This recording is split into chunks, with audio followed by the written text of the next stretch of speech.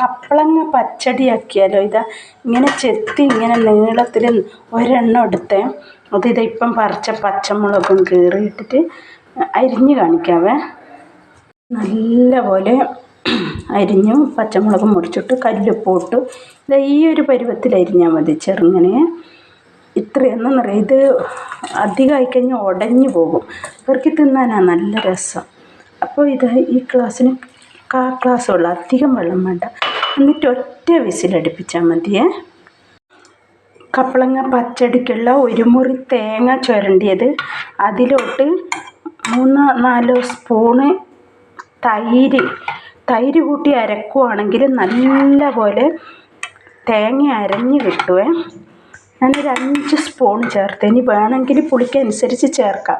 എന്നിട്ട് നല്ലോണം അരഞ്ഞ് കഴിഞ്ഞിട്ട് വേണം 1/4 സ്പൂണ് കടുക് അരക്കാൻ. അല്ലാണ്ട് നേരത്തെ പച്ചടിക്ക് അരച്ചാൽ ടേസ്റ്റ് ഇല്ല. നല്ലപോലെ തേങ്ങ അരഞ്ഞ് അതിലോട്ട് 1/4 സ്പൂണ് കടുക് ഒന്ന് ചതക്കാം. ഇതാ നല്ല പോലെ അരച്ച തേങ്ങ ഇതിലോട്ട് ചേർക്കുക.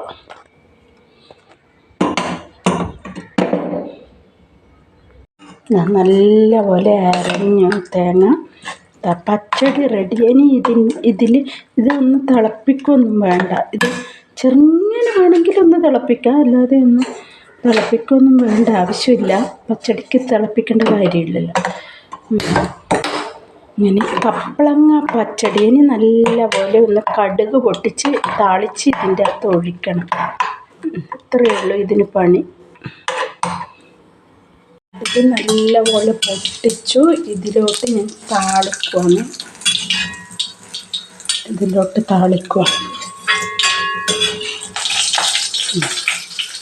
ഇത്രയേ ഉള്ളൂ ഇതിന് പണി.